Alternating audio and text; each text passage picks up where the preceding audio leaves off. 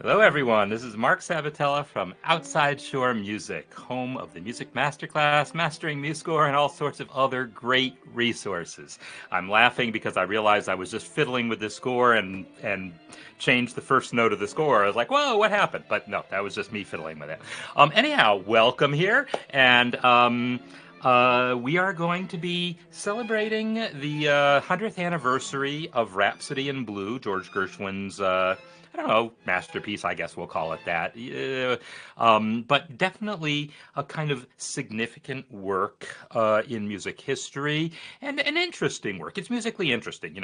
We can debate about how significant it is and all the cultural ramifications and whatnot. I'm not really that focused on that. I'm a little more focused on the music. So yeah, what I was playing with just checking something because someone was discussing how something worked for note input, and I accidentally, in the process of testing that, changed that first note from a B to a C. There we go. That's how it's supposed to sound. All right. So, yeah, we're going to be talking about Rhapsody in Blue today. And so I kind of have not what I've got a little bit of a plan, but we're going to talk about different aspects of it. And we talked a little bit about it last week. I talked about certain passages and in some of the other videos, either that I've posted in the workshop space for gold level members, or that I put in the newsletter. I've talked a little bit about different specifics, but we're going to maybe look a little bigger picture here and some different details. So one thing that I want to do before I play it is play something else. This is an association that I've never made before, but I want you to listen to what I'm about to play. And then as we listen to Rhapsody in Blue, you tell me if you hear more than an accidental relationship, all right? It's another piece that you probably are, most people are quite familiar with. So let's flip over to where I have it. Yeah, I got to remember where I have it because I can never remember details like that. Here we go. This is a passage of Ravel's Bolero. So, first question for you is I'm not going to make a fool of myself like I did a couple weeks ago and guess when it was written. I mean, I know Ravel was, 19th into 20th century. So, this piece was written, yeah, same general time frame as Rhapsody in Blue, right? Listen to this little phrase here. It happens over and over throughout the piece.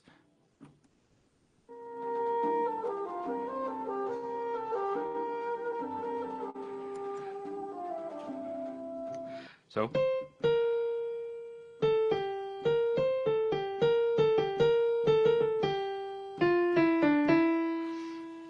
and then So that's what's going on there. Oh, wait a minute. I'm not sharing what I mean to be sharing. I meant to be sharing so that you can see my keys.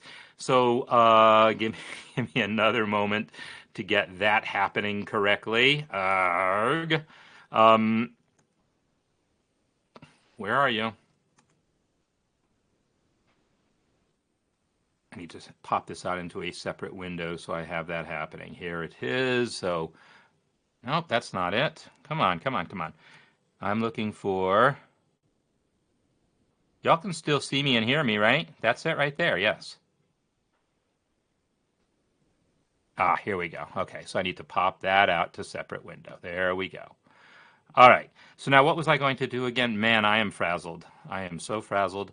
But okay, 1928. So that's good. So that means that that Bolero came a little after. Uh, um, Oh yeah, I was going to change my screen share so you can actually see what I mean to share. So let's do that again. Stop sharing, reshare, and this time I say window, and I do this window here, and I go back to that window there and tell it to share the whole screen. There's so many technical details that one has to get right when doing these streams. And yeah, I'm a musician, dang it. Okay, so there's that. There's that. Okay, so look at my hands. So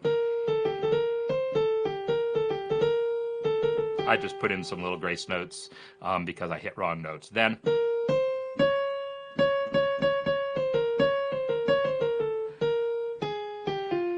Something like that, right? So listen to that passage. We'll listen to it again with the actual bassoon here, and just check out that passage and the sound of it. Just the sound of it, you know.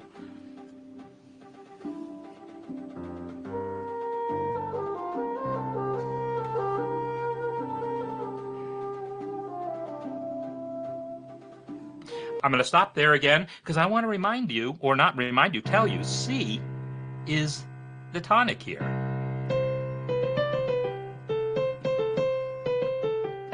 It's in C.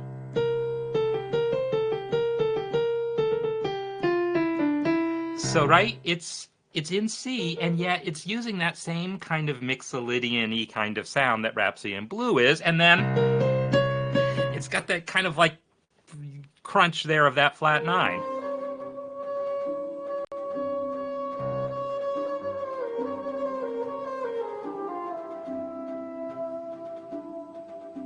Just play out the rest of that melody.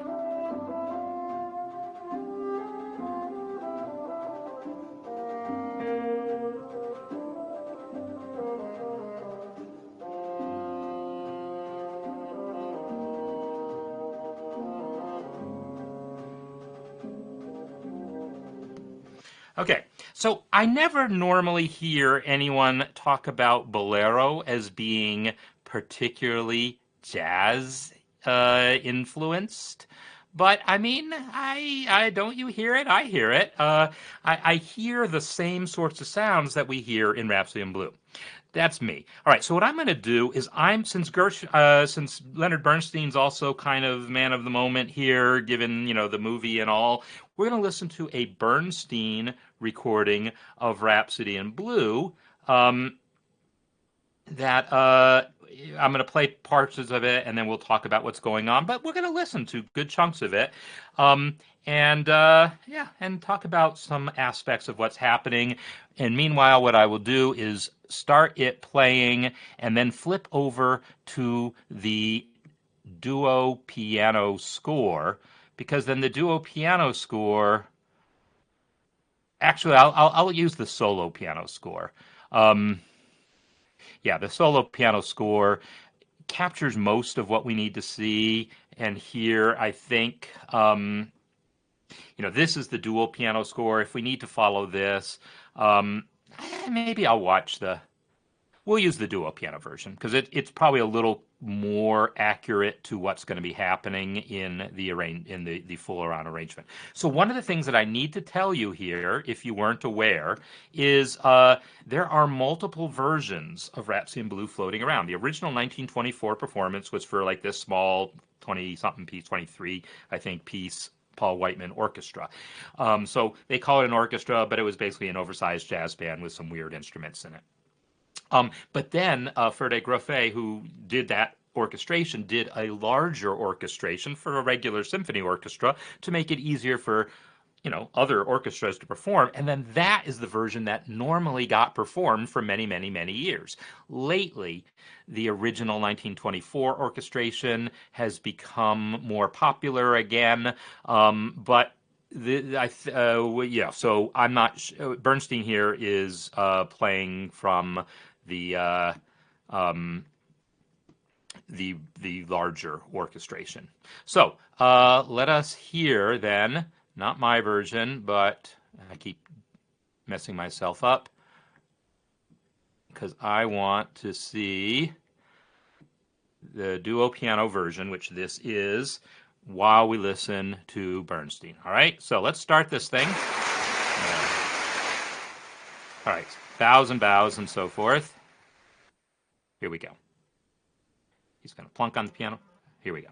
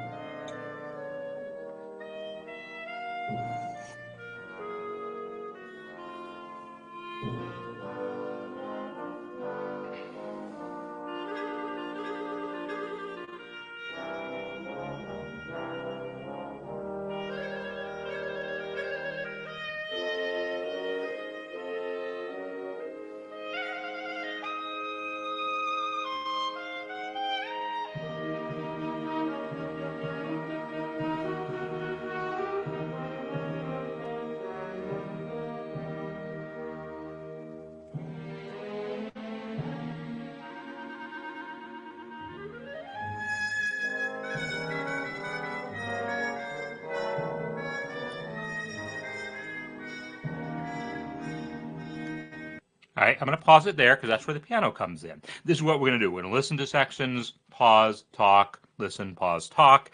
We may or may not make it through the whole piece. Depends on how much talking I do, right?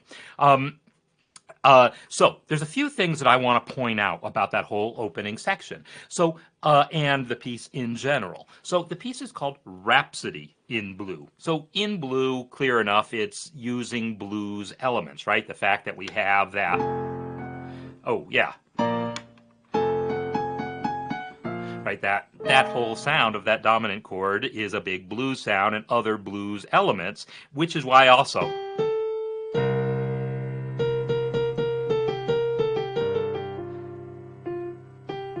however that bolero part went, right? That's also somewhat bluesy. That use of that kind of Mixolydian scale gives us a bluesy element. Bolero doesn't really have a 5 chord per se. It's all kind of just sitting on that one. But in any case, so blue is that. But why do we say rhapsody? What does it mean for a piece to be a rhapsody? I'm interested in your comments about that here in the chat. If you have thoughts about what the word rhapsody means to you, but I'll tell you my sense of the musical definition that Gershwin was referencing. Rhapsodies, as that term was used in that time period, and still is. If we think about Bohemian Rhapsody, all right, this term is going to apply here also. It's a piece with a very loose structure, right? So it could mean actual improvisation for sure, but it doesn't necessarily, but it's more likely to feel improvised, all right? A rhapsody is likely to feel improvised, meaning its structure is looser. It's not going to have this kind of rigid classical structure of a sonata with a exposition and then development of that and then a recapitulation of that and contrasting themes in the subdom or in the dominant and all these things like that. Rhapsodies are looser, and so they typically have multiple themes that get developed a little bit and then abandoned in favor of other themes. They'll typically have more key changes, more changes of mood throughout them. So that's kind of what it means for something to be a rhapsody. So what's going on in this piece is there's several melodies. So let's talk about this melody first.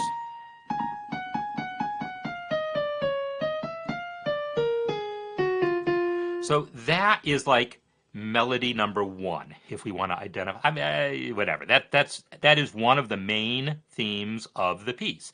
But there's all these little secondary themes. And then, right, all those little themes there, and this. Parallel 5th theme there. Those are little motifs. I'm not even going to call them themes. I will call them motifs that are going to come back over and over again. Now here we have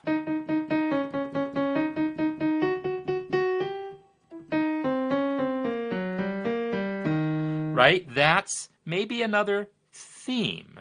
It's related to the material we've heard before. It sounds like it goes there, but it's its own separate theme, right? At least that's what I would say. Now, the next section is reusing that, because now he's in A flat.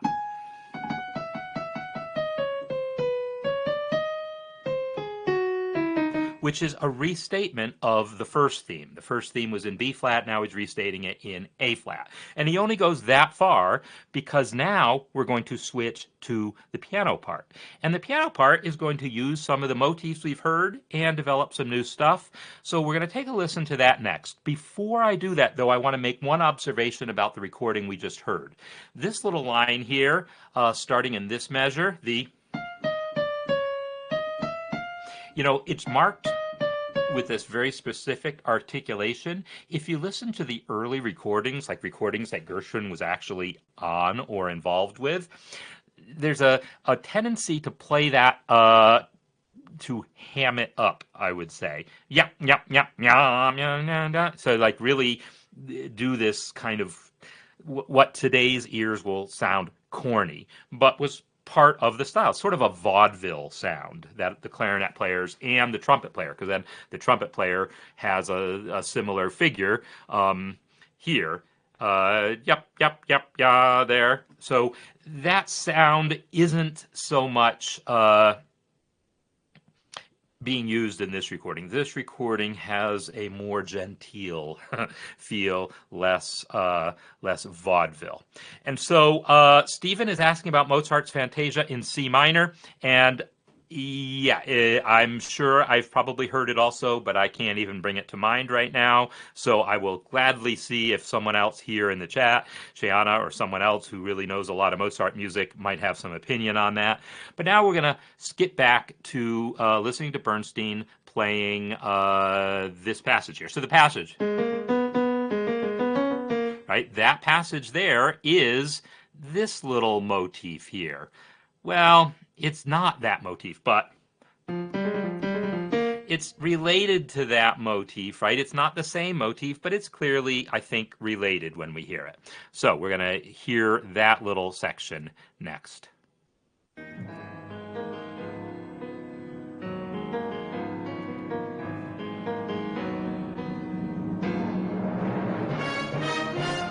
Back to the original theme.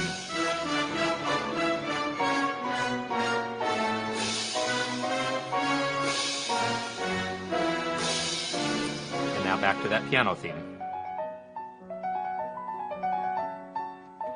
And now it takes it through different keys.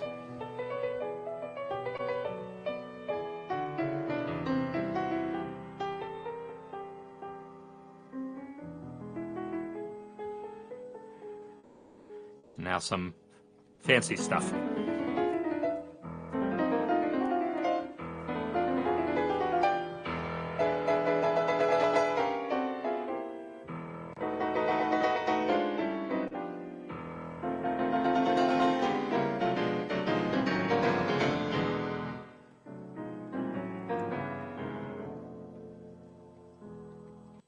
So that little passage there that I used to be able to play this. I'll tell you that story in a little bit. But I've already told you part of that story before, but some of you probably have heard it, some of you haven't. But in any case, that little theme, that's another little motif that maybe we hear hints of here and there, but it's not really a major piece of thematic material. But we're about to get back to the original theme.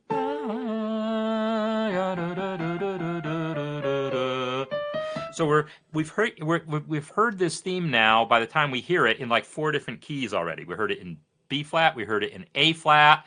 I didn't point it out, but when it occurred here, it's in G flat. He didn't actually put in a key signature change here, but check out the melody. It is in fact in G flat. Cool, Colleen. I'm glad you were there. Were you there at the library or were you there at Regis? I performed it twice with that string quartet. All right. So what we're about to get now is the piano playing that theme, and then some other stuff. So I'm going to flip over to that.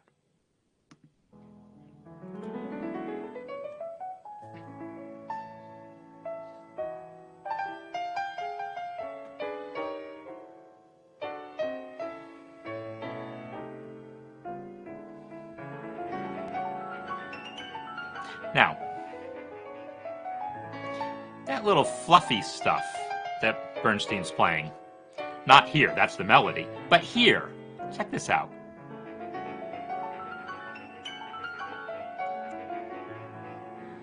All those little arpeggios and stuff. No, I never did it at Lone Tree. I did it at Regis and the library. So this little fluffy stuff here, this is the kind of stuff that in my version I improvised. I was like, what's the point of learning all these like fancy arpeggios when I could improvise my own arpeggios easily, more easily than I could learn to play that, and there's nothing thematically important about what's going on in here. Those arpeggios are just little arpeggios. They're just flourishes to make it sound fancy. So I could do my own flourishes to sound fancy. So I'm going to flip over to approximately that spot, and you'll hear me now doing essentially the same thing.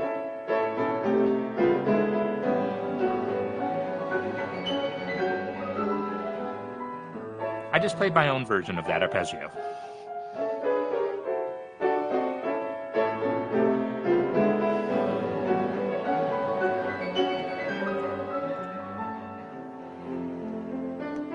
So at that point in the piece, I had played everything, I think, exactly as written.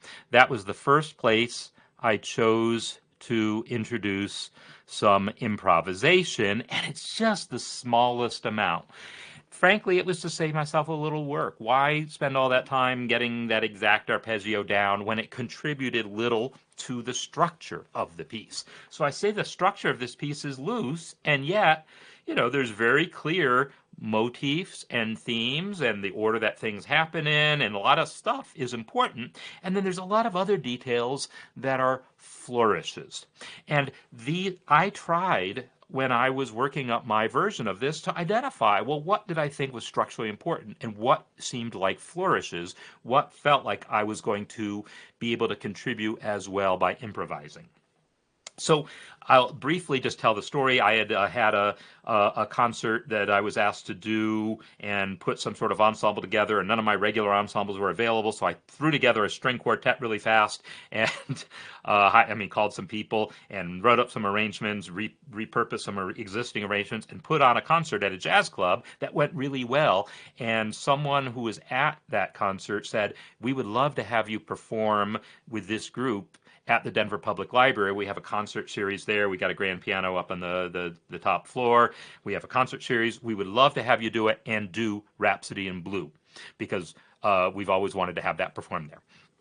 And so I said, sure, why not? And arranged it for the string quartet and myself, and then learned it. And I had never learned it before. And I swear I spent all this time writing the arrangement, and then I sat down to start playing it.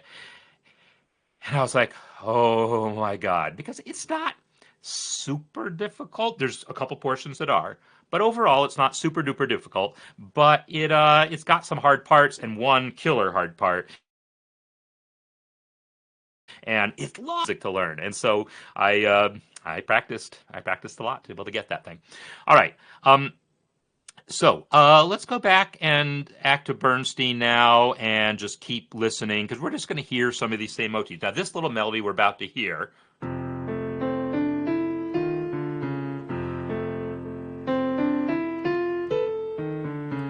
Right? That is its own other little motif that we're going to hear used over and over again. But yeah, let's go ahead and get back to Bernstein.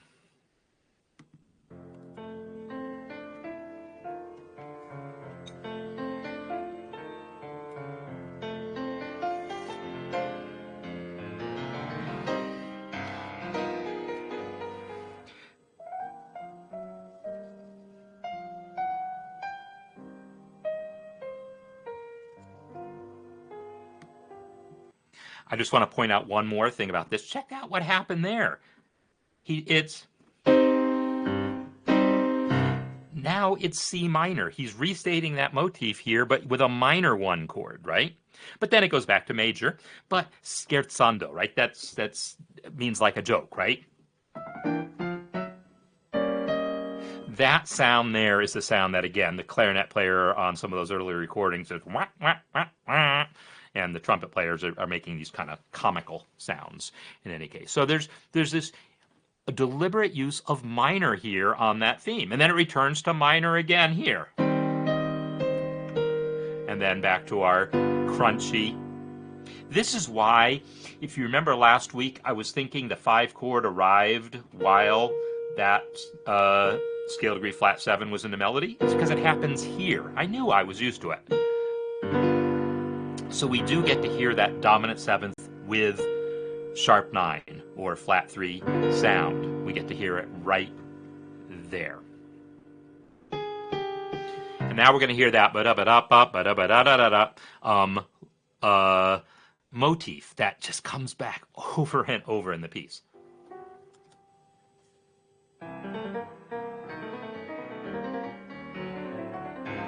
And then fluffy stuff. Fluff, fluff, fluff. So I improvised all this fluff. I kept the same outline, played my own notes. And now you get that thing again, which is a pain in the butt.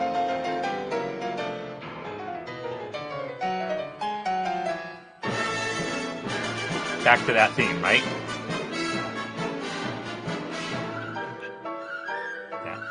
That little motif again.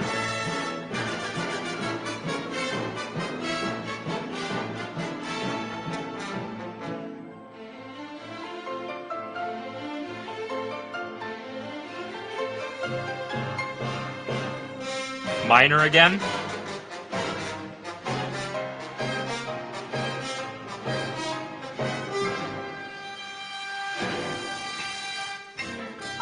All right. Gotta stop here. That is our first really kind of maybe new theme, right? That's like a new actual theme that we hadn't heard before.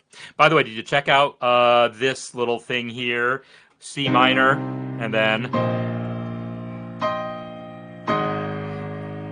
we get basically, I would say it's an augmented sixth chord, but there's not actually an F sharp in it, is there? It sounded like an augmented sixth chord, but it's just a flat sixth chord in the key of C minor. In any case, this is a new melody. So he's waited this long in the piece before bringing in kind of another main theme, but so far we've heard that original theme like 5 or 6 times in different keys, major and minor. We've heard all these secondary motifs. We've heard a lot of development, a lot of little flourishes that really just are flourishes to add interest. You know, we've actually gotten deep into what's going on in the piece, and then finally he's like, here's a whole nother theme for you, right? So that's part of the whole Rhapsody aspect of it, saying, I feel like bringing another theme, I'm going to bring in that theme now. A sonata wouldn't wait that long to give you its second theme, but here it is. A rondo might, right? We have A theme, B theme, back to A, and then C, back to A, D, back to A, and we'll keep introducing new themes. So, you know, there's a rondo-like aspect to this that we keep coming back to the original.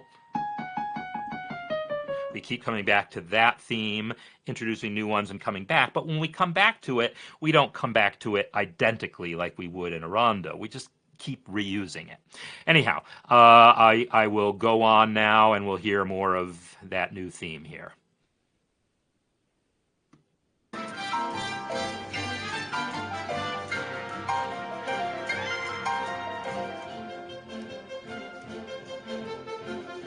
Four chord, right? Back to 1.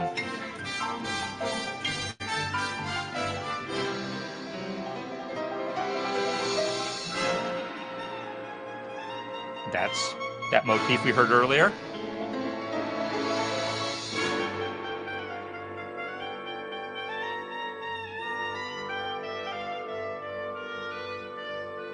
Now he's going to develop that motif.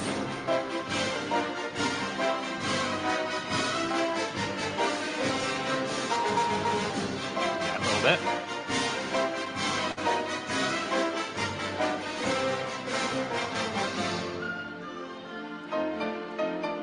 That little motif. Okay, what just happened there? You all got that right? You all got that? We're in the key of C, and yes, it's the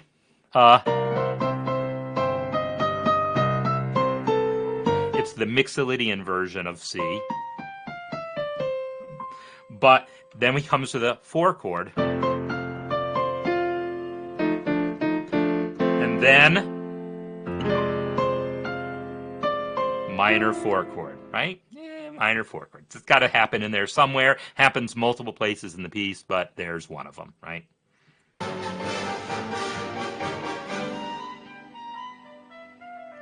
Playing around. That is. That's the kind of stuff you hear more of in earlier versions. These are all motifs we've heard before.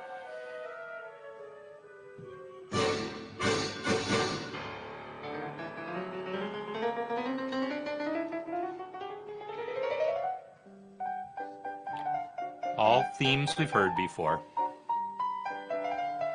But a new presentation of it, right?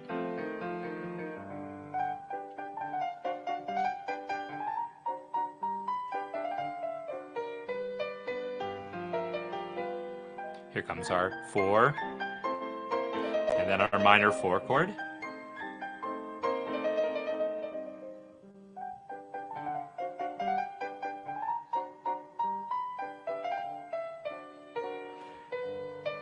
Now, I love this part. This is just developing that motif.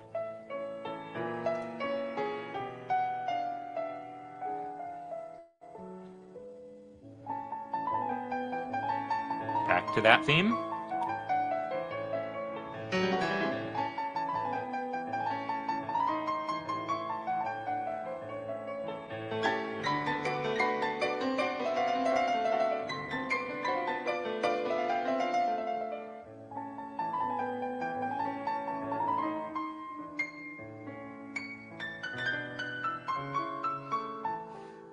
Now he's going to develop that motif and make it a little stride thing.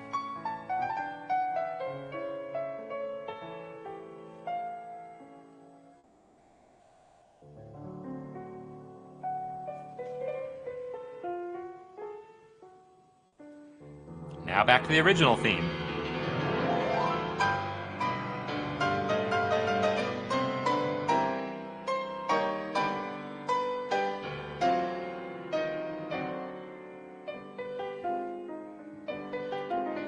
Now he has fun with this little motif.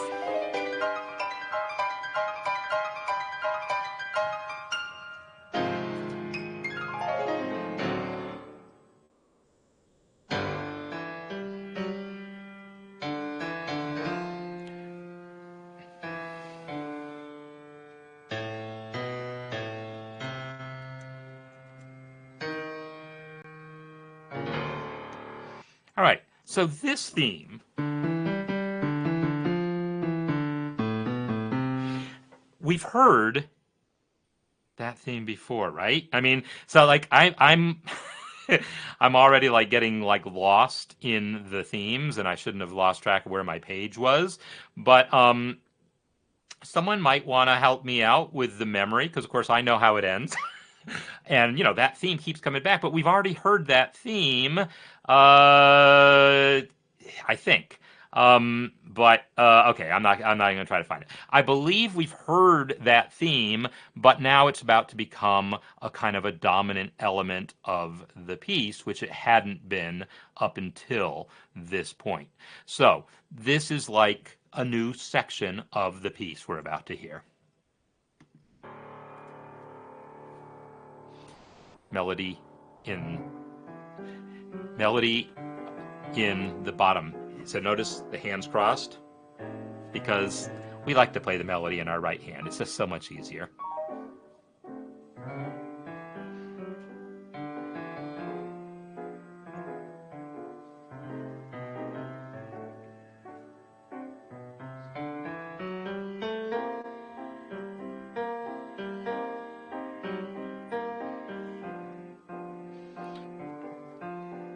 So, right, we haven't heard an entire statement of this whole theme before like this.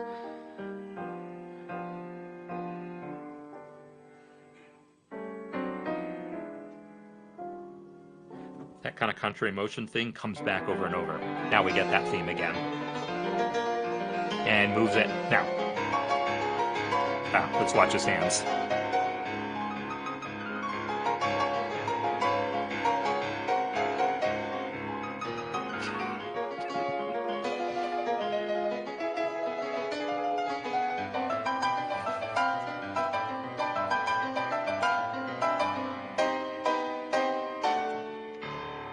All right, I'll stop there.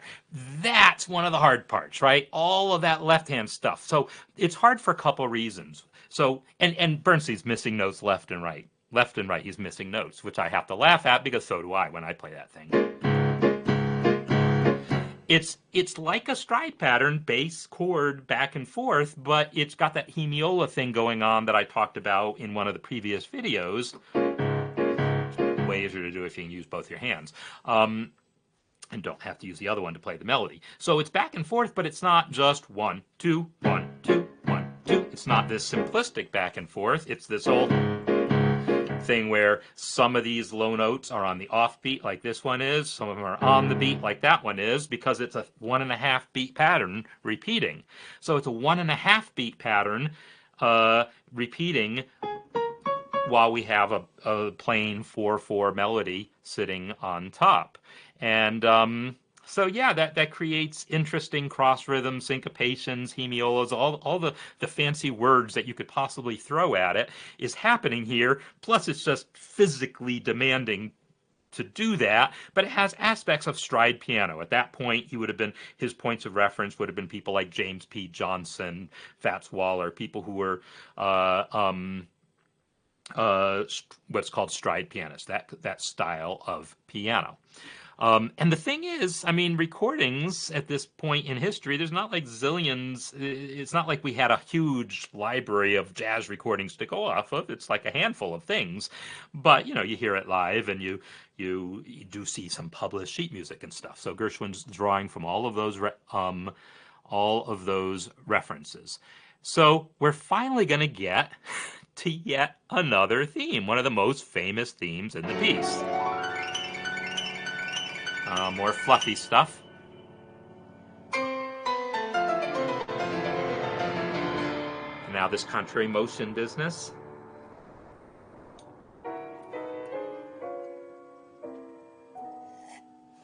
Chopin-esque, right? There's a million Chopin interludes between themes that are like that, because it's a great way to modulate. Suddenly, we're going to be in E. And we get the love theme.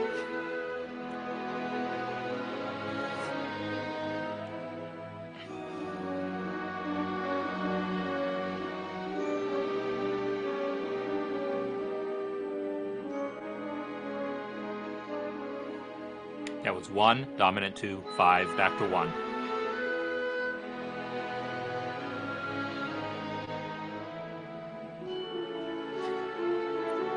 Now he's about to tonicize the 2 chord.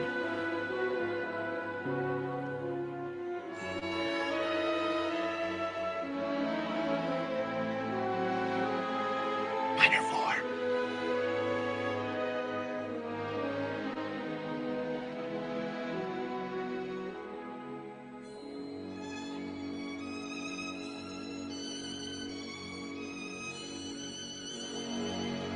Tritone substitution. Flat 2 chord instead of 5, then go to 5. Now 1.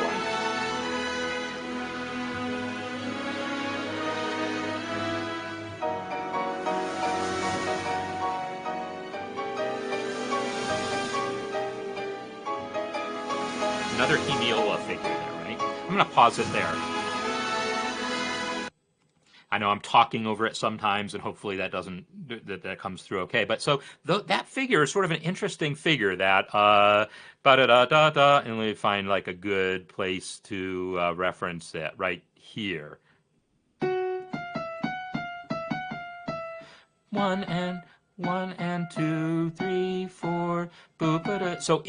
So what's happening is rhythmically it's 1 and 2, 3, 4, 1 and 2, 3, 4, 1 and 2, 3, 4, 1 and 2, 3, 4, right? Rhythmically, we get the same rhythm over and over again. But pitch-wise is only 3 pitches long. Bum, bum, bum, and then bum, bum, bum, right? It's eighth notes. Bum, bum, bum, and then the same pitches again. Bum, bum, bum, and then again, bum, bum, bum, and then again, bum, bum, bum, and then again, right? It's the same pitches over and over again, but they're being superimposed over different rhythms. So it's another form of hemiola. I don't even know if I've ever heard a specific term for that device, because I don't know that I'm aware of specific other uses of that device prior to this piece. There might have been 1 or 2 others in some particular other jazz piece or other, early 20th century piece, but it really only started to become part of a vocabulary around this point.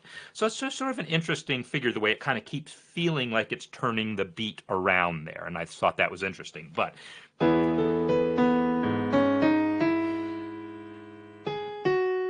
and and then it goes to 2, and then 5, right? And then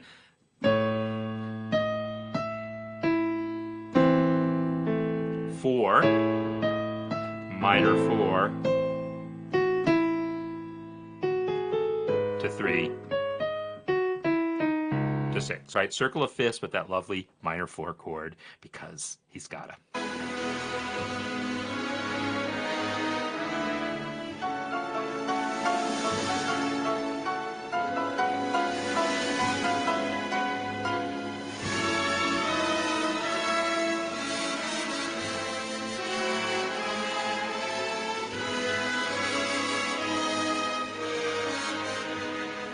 Now he's just going to develop that motif, but with the boom bop boop bop thing underneath it. Now another lovely little transition, just developing that motif. Oh, I love this part.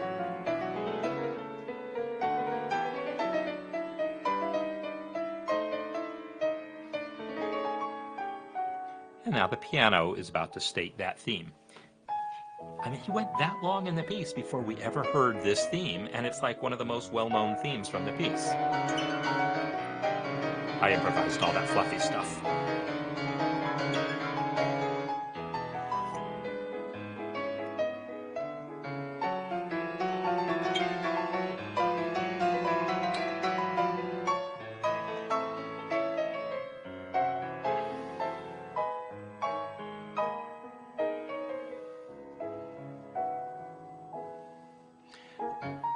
Yeah, back to that.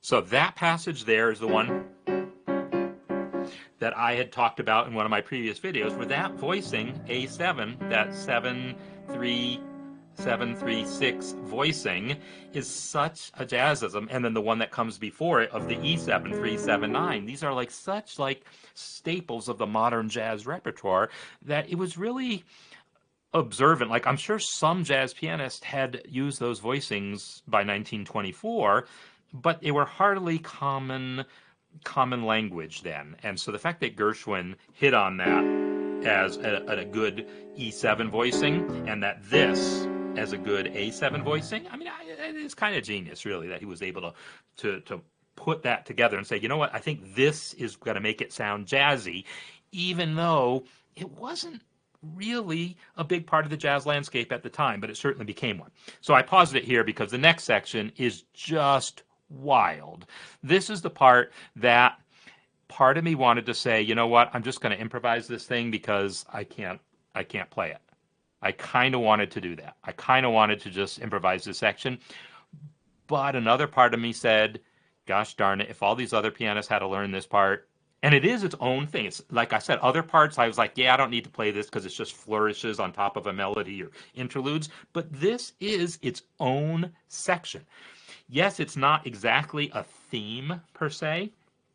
You can't hum this next part we're going to hear like you can hum so many of those other melodies.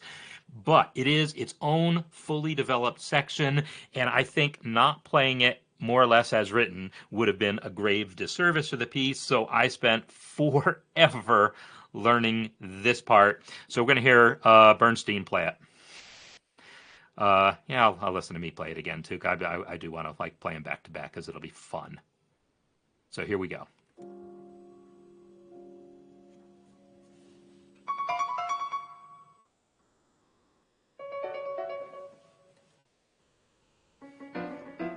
All right, I'm going to flip over so we can see his hands.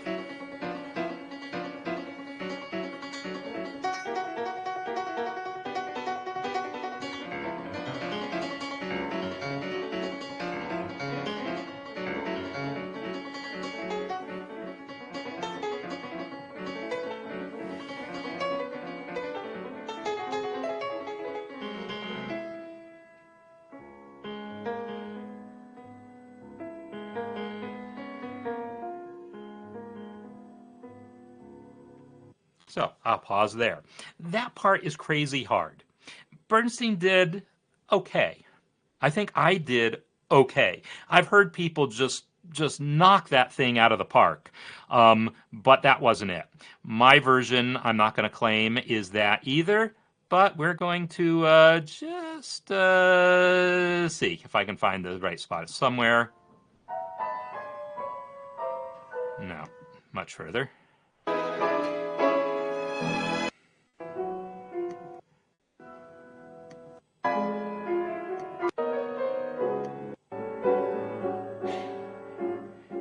Now, I don't get the close up on my hands, but here we go.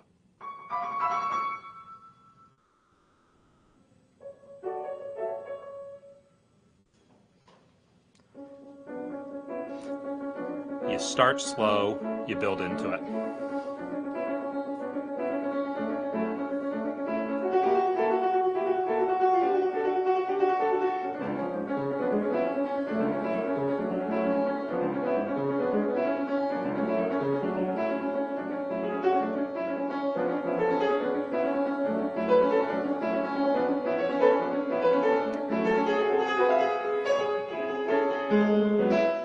And then you breathe. And then you get that little motif.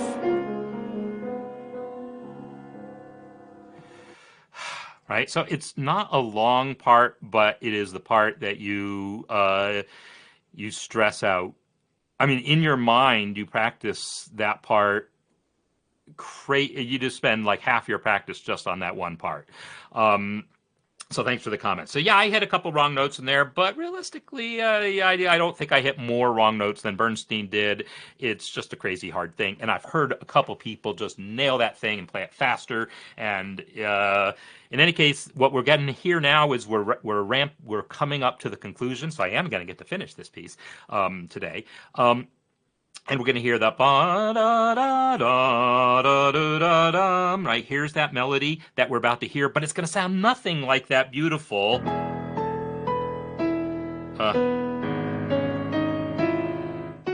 It's not going to sound anything like that. It's like this.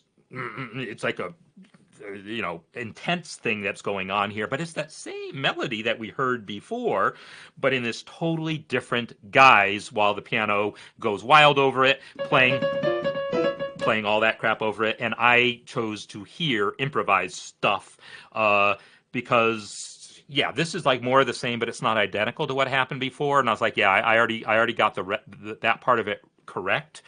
Now this part, I can relax and improvise a little bit more and maybe take it in a couple other directions a little bit. So we're going to hear Bernstein now going forward in the piece.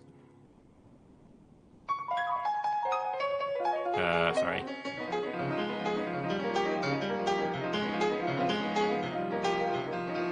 Yeah, wrong notes for sure.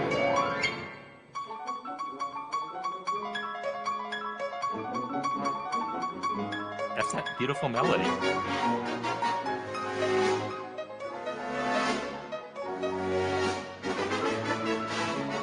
That melody again, transposed.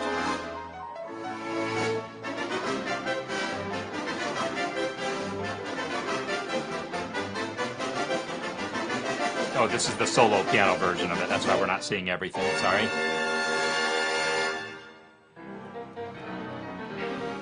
Now we got all that stuff. Sorry.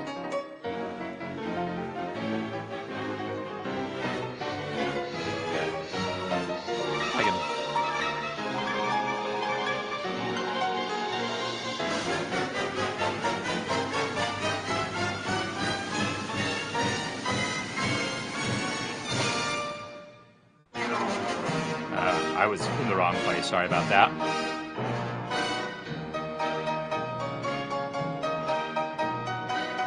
Yeah, I'll pause it here. Sorry.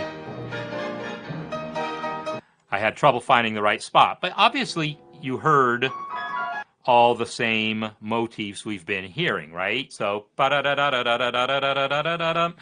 that motif and it's all the same motifs we've been hearing. Now he's just pulling it together.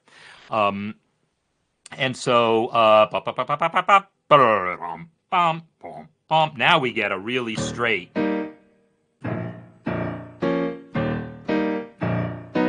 right? We're going to get that really kind of straightforward stride kind of thing happening.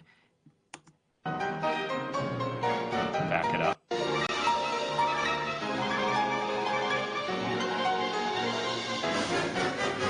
we are.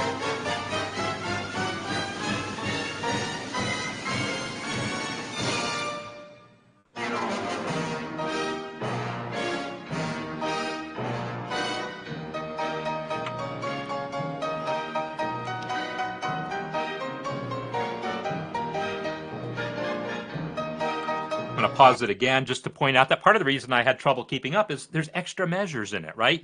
The piano version here was missing the couple measures of just that, right? Because it wouldn't have been very interesting in piano. It felt more interesting as an orchestra, but the piano version just cut this couple of measures out. So there's a couple like little differences like that. There's other differences in there's differences here and there between the piece. But now we're just hearing them, take it home, restating the main themes.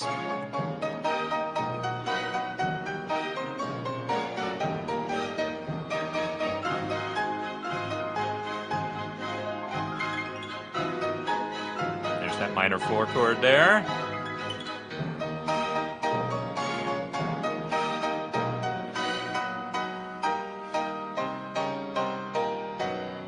Now, he's in E flat, but the final statement of the original theme back to the original key of B flat. Just go there.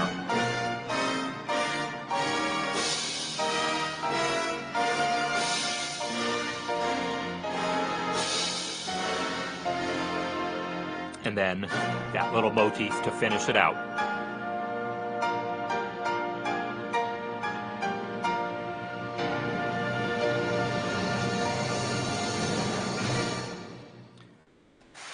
So, there you go. So, that's Rhapsody in Blue. Perfection, and yeah, but music's rarely about perfection, but, if you've spent all this effort working up the piece, you start to really care about details and get obsessed about them. One thing that I should point out is that version that we just heard, that's with the full orchestra. That's as big of a climax as you're ever going to have. The solo piano version won't ever get that big. The duo piano won't get that big. The original orchestration with the 23-piece won't get that big. This version with a string quartet won't get that big either. But let's just hear the ending of mine, because I feel like if we want to talk about reducing an orchestra to string quartet, I feel like it worked pretty well.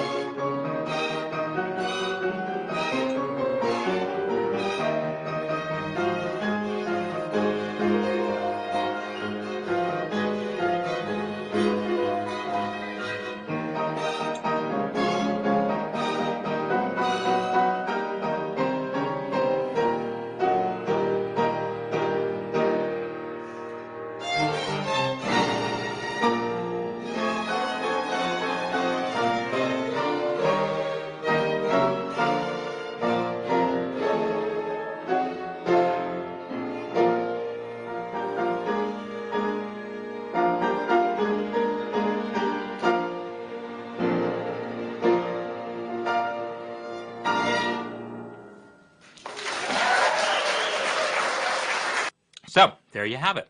So yeah, working that piece up was an unbelievable challenge. Just because I had to create the arrangement to reduce the orchestra version, or I looked at both the orchestra score and the duo piano score. So I looked at it both ways, both in terms of expanding the piano accompaniment in the duo piano version, but also in terms of reducing the orchestra version to come up with a string quartet version. There was only a couple of places where I cheated. And by cheated, I meant, like, my goal in writing that arrangement was to make it so that the string quartet would just substitute for the orchestra, and someone who had already learned the piano part to play with an orchestra would be able to play the exact same piano part with the string quartet, and it would work. There's only a few places where I cheated, and I still want to go back and fix it.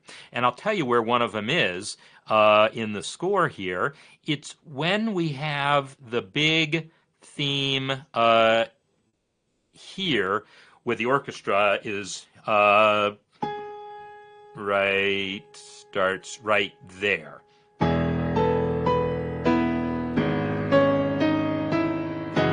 right?